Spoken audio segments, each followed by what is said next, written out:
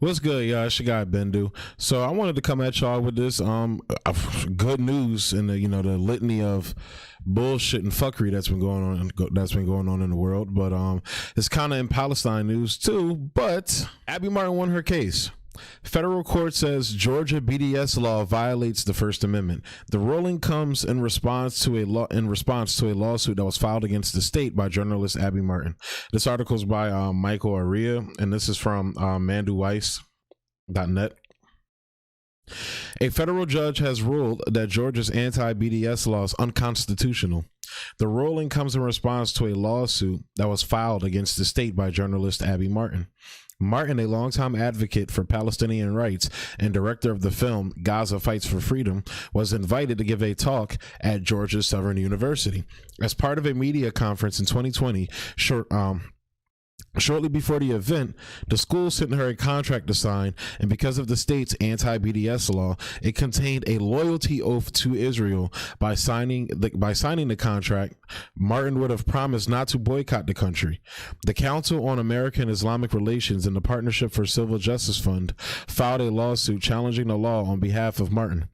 On May 21st, District Court Judge Mark Cohen blocked the state's attempt to dismiss the lawsuit.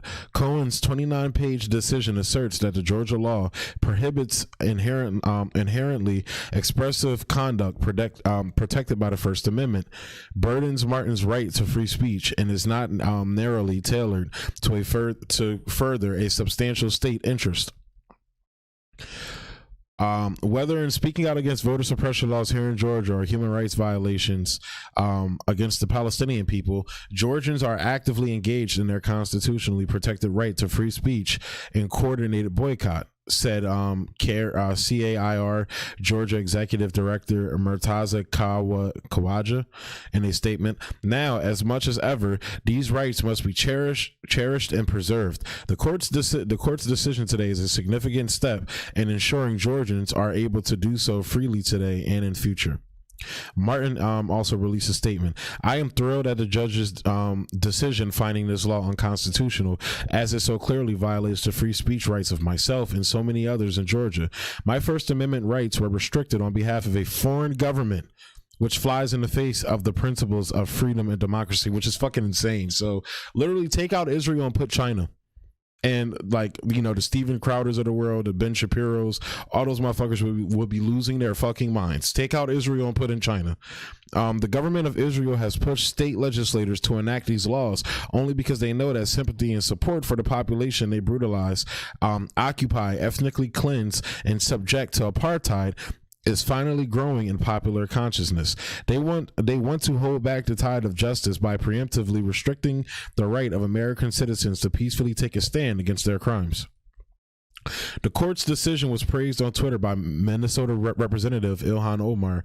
Big win for the BDS movement, she tweeted. Let's go. She's not going to do shit about anything. While the ruling is a major BDS victory, Cohen has yet to rule whether the law should be struck down. The court will now decide what action should be taken to remedy the constitutional violation. So that's great news right there, man. There was also, but real quick, I'm about to Google it.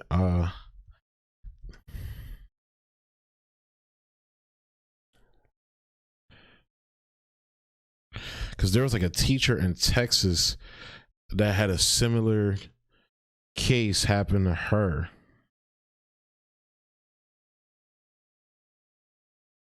Let me see. Holy shit. I just went to David Duke's page. Hang on one second. I'm about to look it up on Google. That shit just took me to fucking David Duke's page. What the fuck? Yeah, they definitely gonna demonetize that video. I'm not monetized anyway, but if I was, they definitely saying, yeah, fuck out of here, bro.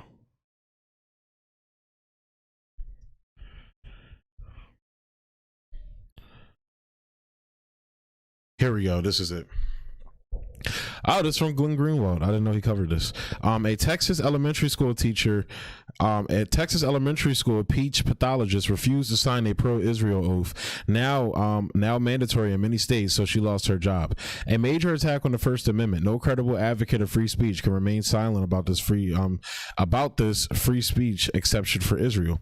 A children's speech pathologist who worked for the last 9 years with developmentally disabled, autistic, and speech impaired elementary school students in Austin, Texas, has been told that she can no longer work with the public school district after she refused to sign an oath vowing that she does not and will not engage in a boycott of Israel or otherwise take any action that is intended to inflict economic harm on that foreign nation. A lawsuit on her behalf was filed early Monday morning in a federal court in the Western District of Texas, alleging a violation of her First Amendment right of free speech. You know, for Texas being so fucking free, as they like to say, they always have bullshit laws like this in place. It's very weird. I wonder why. The child language specialist Bahia Amawi is a U.S. citizen who received a master's degree in speech pathology in 1999 and since then has specialized in evaluations for young children with language difficulties. Amawi was born in Austria and has lived in the U.S. for the last 30 years, fluently speaks 3 languages, English, German, and Arabic, and has 4 U.S.-born American children of her own. Amawi began working in 2009 on a contract basis with the Pflugerville Independent School District, which includes Austin, to provide assessments and support. Yes, it does. So I'm just trying to skip ahead. But this year, all of that changed. On August 13th, the school district once again offered to extend her contract for another year by sending her essentially the same contract and set of certifications she has received and signed at the end of each year since 2009. She was prepared to sign her contract renewal until she noticed one new, extremely significant addition.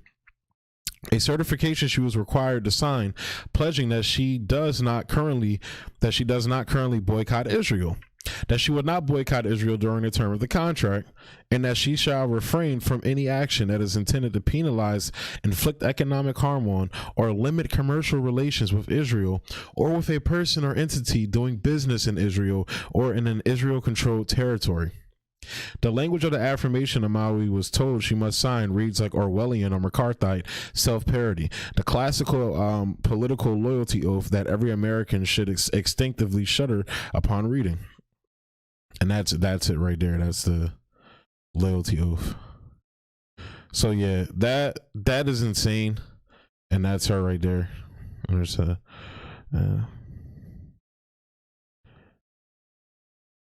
yeah, I wonder. So that's insane. So I heard about that story like a while ago. I didn't know Glenn Greenwald wrote a story on it. I'm not going to read that whole article though. I just wanted to bring it up because it's very similar to Abby's case. I wonder how many states have anti-BDS laws.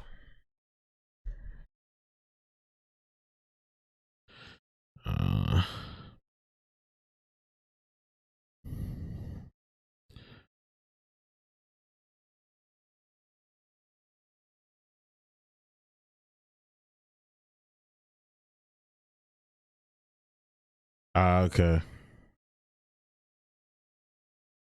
I like Ecosia, but sometimes they don't be having the answers I want, and I hate using CIA Google, but fuck it.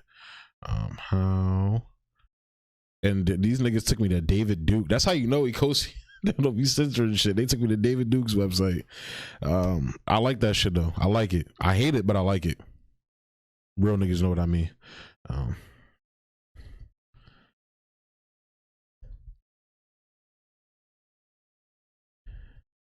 See, it don't even show up on Google's joint. As of 2021, 35 states have passed bills and executive orders designed to discourage boycotts of Israel. The majority of them have been passed with broad bipartisan support. That's scary. That's very scary. So again, this is a win. I'm not gonna, I'm not gonna say and pretend like it's not a win, but again, we have a long ways to go, because as you just saw, there's 35 out of 50 states in this country that have those laws, and it's not surprising, and this country has a deep history of religious fanaticism that still goes on today. Joe Biden is a fucking Zionist maniac.